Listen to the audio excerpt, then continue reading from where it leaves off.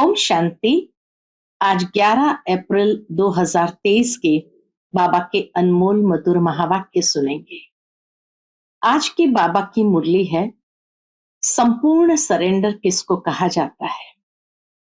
तो बाबा कहे संपूर्ण सरेंडर वो आत्मा है जो देही अभिमानी होकर के रहते हैं, जिसमें देह अभिमान का जरा भी अंश न हो।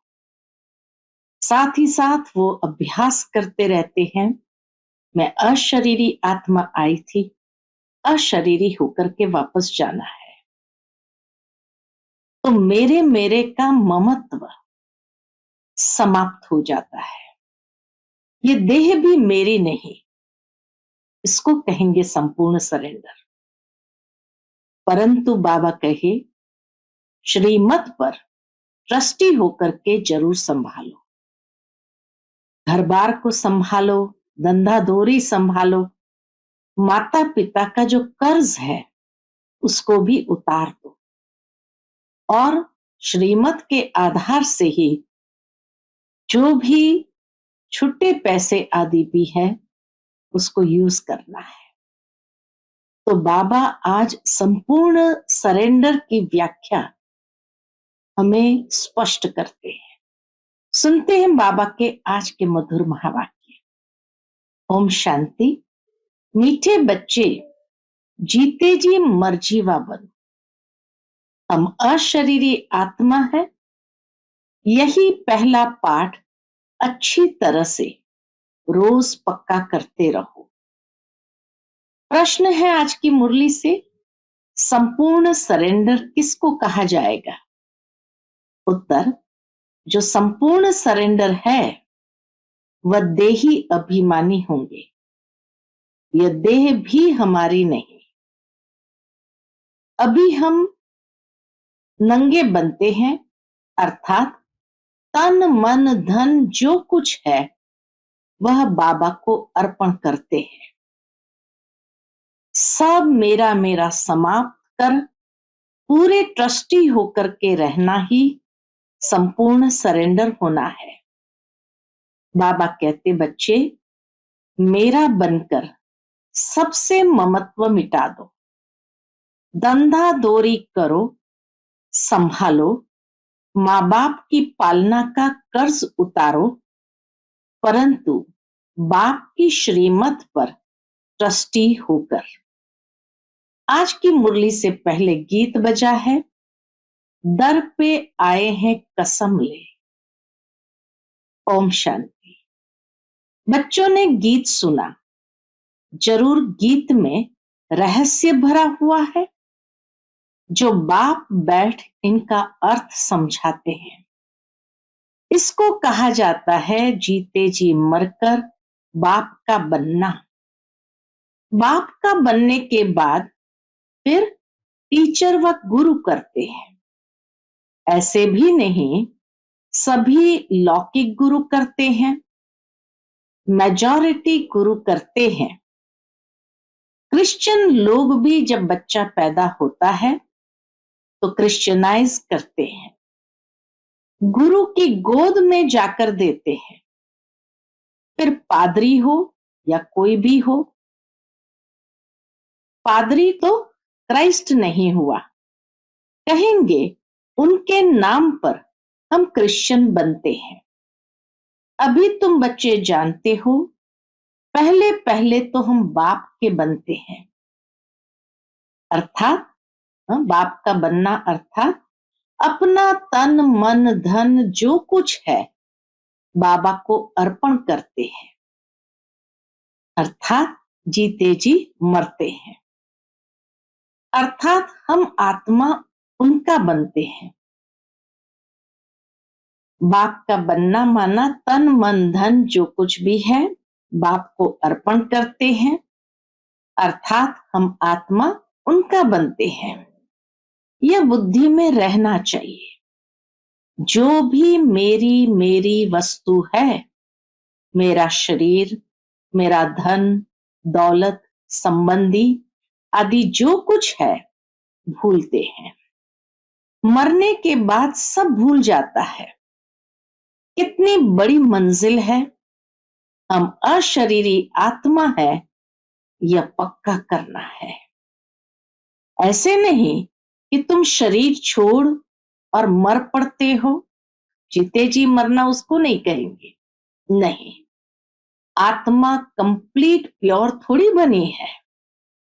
भल बाप का बने हो, परंतु बाबा कहते हैं तुम्हारी आत्मा अपवित्र है, आत्मा के पंख टूटे हुए हैं, अभी आत्मा उड़ नहीं सकेगी। तमो प्रधान होने के कारण एक भी आत्मा वापस जा नहीं सकती है। माया ने एकदम पंख तोड़ दिए हैं। बाबा ने समझाया है आत्मा है फ्लाइंग स्क्वाड, सबसे तीखी जाती है, उससे तीखी चीज कोई होती नहीं। आत्मा से फास्ट कोई पहुंच नहीं सकता। पिछाड़ी में मच्छरों सदृश सब आत्माएं भागती है। कहाँ जाती है? बहुत दूर दूर, सूर्य चांद से भी पार। वहां से फिर लौटना नहीं है। उन्हों के रॉकेट आदि जो जाकर फिर लौट आते हैं, सूर्य तक तो पहुंच नहीं सकते। तुमको तो उनसे बहुत दूर जाना है, परमधाम जाना है, सूर्य चांद आदि से भी बहुत दूर, सूक्ष्म वतन से भी ऊपर मूल वतन में जाना है। झट चले जाते हैं, आत्मा को पंख मिल जाते हैं। हिसाब किताब चुकतू कर जाना है। अभी तो सब आत्माएं मैली पाप आत्माएं हैं, यहां ही पुनर्जन्म लेती रहती है। तुम जानते हो ये बेहद का ड्रामा है। सब एक्टर्स को पार्ट बजाने वहां से आना जरूर है। परमधाम से हर आत्मा को पार्ट बजाने आना जरूर है। सबकी आत्माएं स्टेज पर आनी है। जब विनाश का समय होता है तो सब आ जाते हैं। वहां रहकर क्या करेंगे? एक्टर बिगर पार्ट बजाने घर में थोड़ी बैठ जाएंगे, नाटक में जरूर आना पड़ेगा। वहां से जब सब चले जाते हैं, वहां से जब सब चले जाते हैं, तब फिर बाप सबको ले जाते हैं। पूरा परमधाम खाली हो जाता है तो बाप फिर सबको ले जाते हैं। बाप कहते हैं मैं भल यहां हूं तो भी आत्माएं आती रहती है। अभी 100 साल में भी तो कितनी आत्माएं आई होंगी। जब से बाबा नीचे आए हैं नई दुनिया की स्थापना करने, तो भी आत्माएं ऊपर से आती रहती है, वृद्धि तो पाती रहती है नंबरवार। फिर तुम जाएंगे भी नंबरवार। सारा तुम्हारी अवस्था पर मदार है, इसलिए मर्जीवा बनना है। हम आत्मा है, ये निश्चय रखना मेहनत है। आत्माभिमानी बनना ये मेहनत है। बच्चे घड़ी घड़ी देह अभिमान में आकर भूल जाते हैं। देही अभिमानी तब होंगे तब जब कंप्लीट सरेंडर होंगे। बाबा ये सब आपका है, मैं भी आपका हूं। यह देह जैसे कि हमारी है नहीं, इनको मैं छोड़ देता हूं। बाबा मैं आपका हूं। बाबा कहते मेरा बन और सबसे ममत्व मिटा दो। बाकी ऐसे नहीं कि यहां आकर बैठ जाना है। तुमको अपना धंधा धोरी करना है, घर संभालना है, बच्चों का कर्ज उतारना है, माता पिता की सेवा कर उनका उजूरा उतार देना है। माता पिता के प्रति भी जो हमारा कर्ज है उनकी परवरिश का, उसको भी बाबा कहे उनकी सेवा कर उतार देना है। बच्चों पर माँ बाप की पालना का कर्ज चढ़ता है, जिसको कहते हैं ऋण। अब यह बाप तुम्हारी पालना कर रहे हैं, तो तुमसे पहले ही सरेंडर कराते हैं, सब कुछ दे दो, उनसे फिर तुम्हारी पालना भी होती है। ये शिव बाबा का भंडारा है। सब कुछ बाबा को दे देना माना मन से, बुद्धि से बाप को अर्पण कर देना। फिर बाबा कहते ट्रस्टी होकर के अभी संभालो, जो कुछ भी करते हो समझो ये शिव बाबा का भंडारा है। माता पिता तुम बच्चों की पालना कर रहे हैं। शुरू में जो भी आए थे सभी ने झट सरेंडर कर दिया, अपने पास कुछ नहीं रखा, सरेंडर किया। फिर उस धन से बिगर छुट्टी पैसा आदि किसी को दे न सके। जैसे शास्त्रों में हरिश्चंद्र की कहानी है, परंतु यथार्थ तो कुछ है नहीं। भारत बिल्कुल पवित्र था।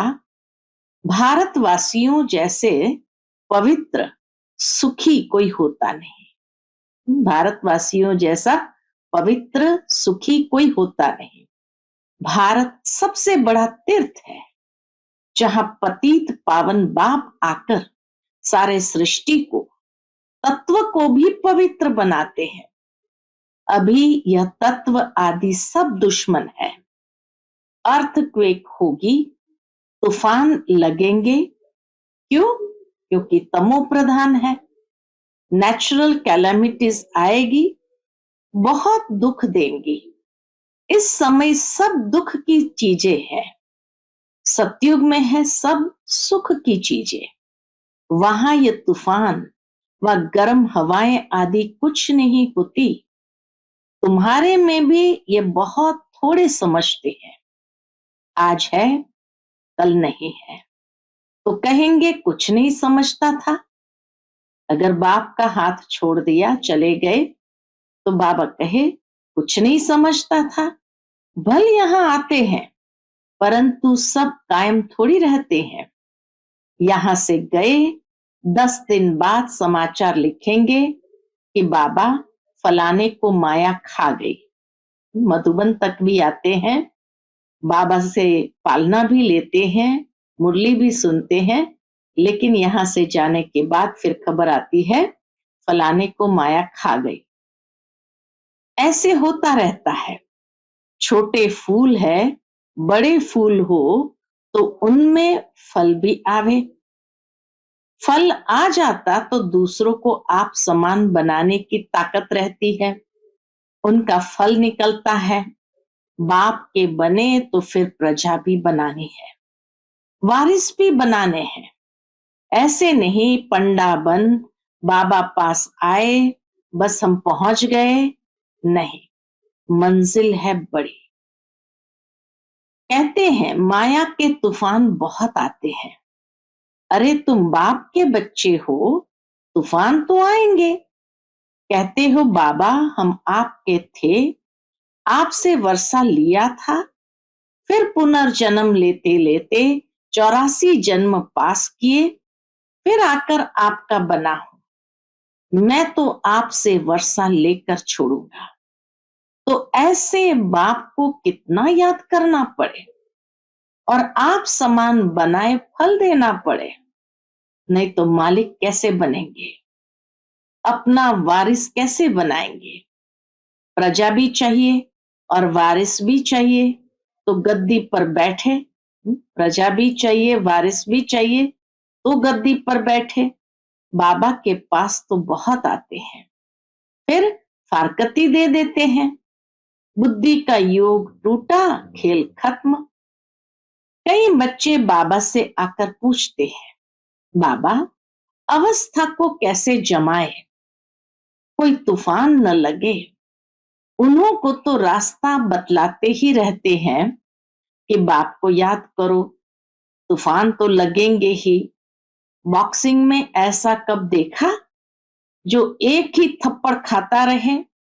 जरूर दोनों में हिम्मत होगी। थप्पड़ एक वह लगाएंगे तो 10 थप्पड़ दूसरे भी लगाते होंगे। यह भी बॉक्सिंग है। बाप को याद करते रहेंगे तो माया भागती जाएगी, परंतु फट से तो नहीं होगा।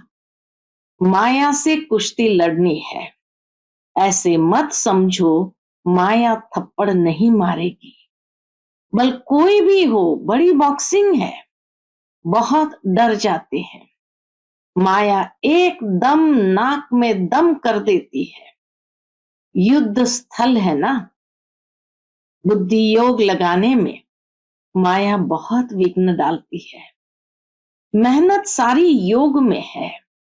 भल बाबा कहते हैं, ज्ञानी तू आत्मा मुझे प्रिय है। बाबा को ज्ञानी तू आत्मा प्रिय है, परंतु ऐसा नहीं सिर्फ ज्ञान देने वाला मुझे प्रिय है। ज्ञानी तू आत्मा का मतलब ये नहीं कि ज्ञान देने वाला मुझे प्रिय है। पहले योग पूरा चाहिए। बाप को याद करना है। माया के विघ्नों से डरो नहीं, विश्व का मालिक बनते हो। 16,108 की माला बहुत बड़ी है, अंत में आकर पूरी होगी। त्रेता अंत तक इतने प्रिंस प्रिंसेस बनते हैं। कितने? 16,108। त्रेता अंत तक इतने प्रिंस प्रिंसेस बनते हैं। कुछ तो निशानी है ना।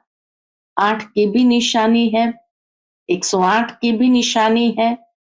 ये बिल्कुल राइट है।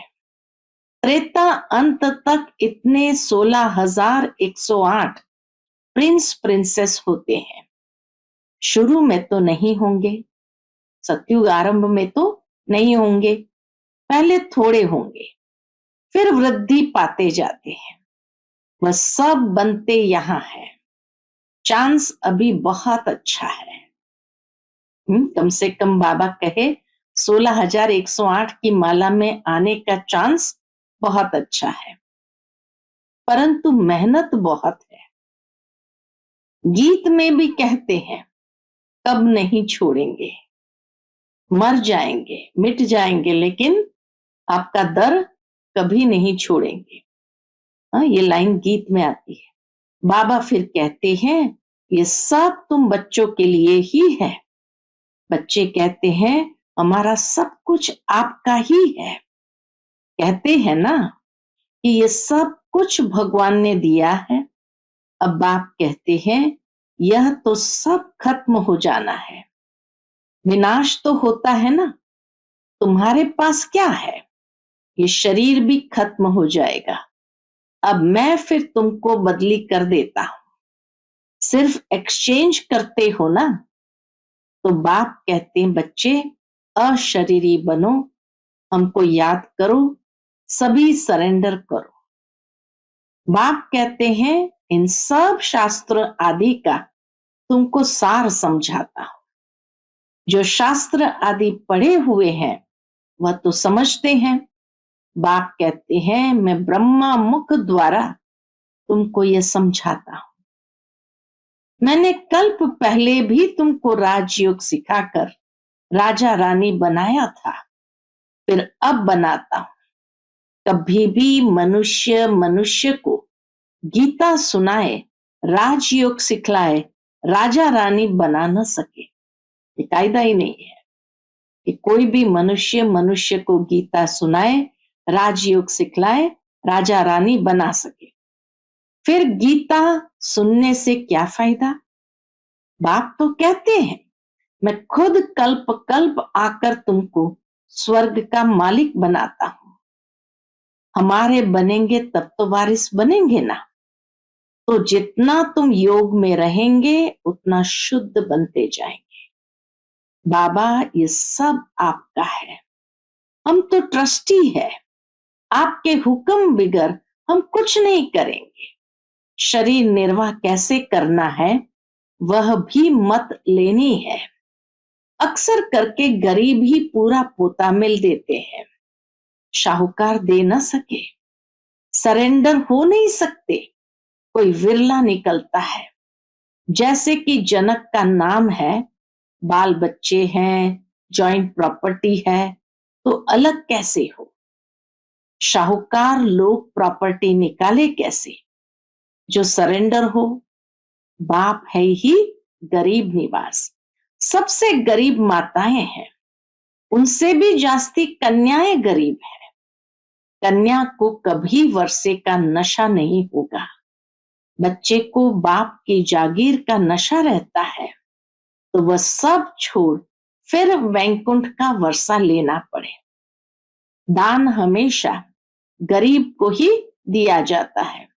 भारत है सबसे गरीब। अमेरिका बहुत शाहूकार है, उनको वर्षा देते हैं क्या? बाबा कहते उनको थोड़ी वर्षा देता हूं। भारत सबसे शाहूकार था और कोई धर्म नहीं था, सिर्फ भारतवासी ही थे। एक भाषा थी, गॉड इज वन। मैं one sovereignty, one religion, one language स्थापन करता हूं। वन ऑलमाइटी गवर्नमेंट स्थापन करते हैं। वन से फिर 2, 3 होगी। अभी कितने धर्म है? फिर जरूर वन धर्म आना चाहिए। 5000 वर्ष की बात है। मनुष्य समझते हैं फलाना मरा, स्वर्गवासी हुआ, शायद ऊपर चला गया। दिलवाड़ा मंदिर में भी स्वर्ग ऊपर छत में है, तो मनुष्य मूंझ जाते हैं।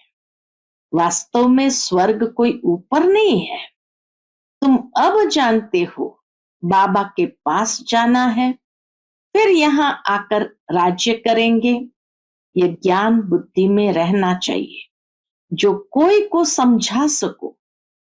कच्चे को माया कच्चा खा जाएगी। कच्चा होगा तो कच्चे को तो माया कच्चा खा जाएगी। बाबा के पास समाचार आता है, फलाने ने एक ही ऐसा तीर मारा जो बस मैं बाबा का बन गया। शास्त्र में लिखा हुआ है कि कुमारियों द्वारा बाण मरवाए। इसको ज्ञान बाण कहा जाता है। सिर्फ बाप की याद दिलानी है, बाकी कोई स्थूल बाण की बात नहीं है। जानते कुछ भी नहीं। मनुष्य को जो आया सो लिख दिया। गंदगी तो बहुत है ना। रिद्धि सिद्धि वाले भी बहुत हो गए हैं। सच जब निकलता है तो झूठ सामना करता है। अब तुम समझते हो कि शिव बाबा है निराकार और ये ब्रह्मा है साकार। बाकी नाभि आदि की कोई बात ही नहीं। हा? ये ब्रह्मा की नाभि से विष्णु निकला।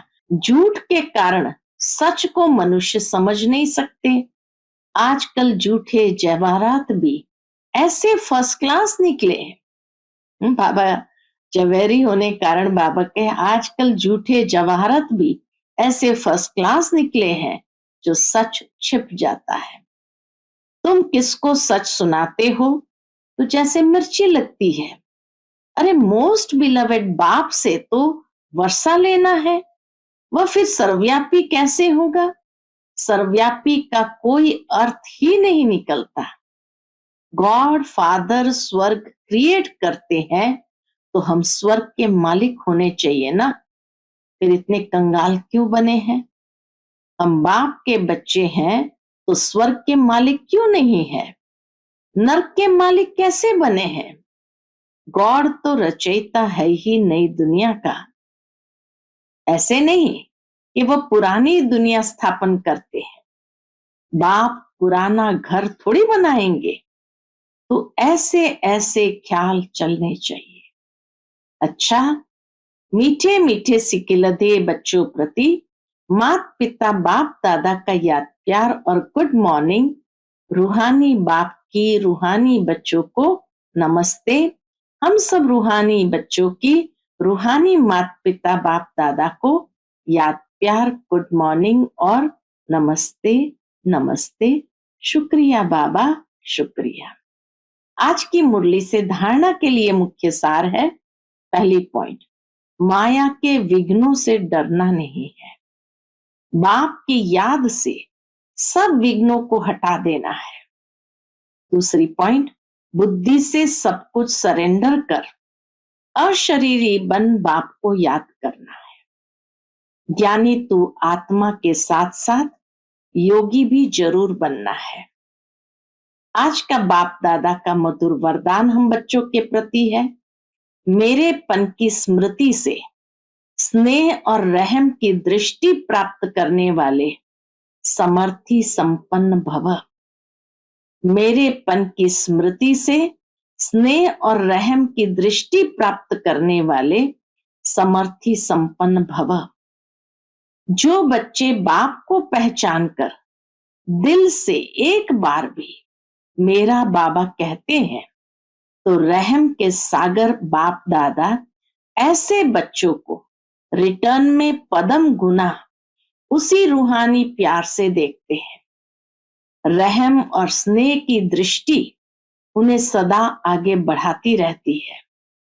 यही रूहानी मेरापन की स्मृति ऐसे बच्चों के लिए समर्थी भरने की आशीर्वाद बन जाती है। बाप दादा को मुख से आशीर्वाद देने की आवश्यकता नहीं पड़ती है, लेकिन सूक्ष्म स्नेह के संकल्प से हर बच्चे की पालना होती रहती है।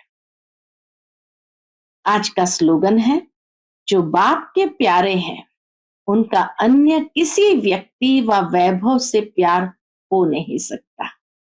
जो बाप के प्यारे हैं उनका अन्य किसी व्यक्ति व वैभव से प्यार हो नहीं सकता। अच्छा, Om Shanti. Click here to like, subscribe and press the bell icon to stay updated with our latest videos.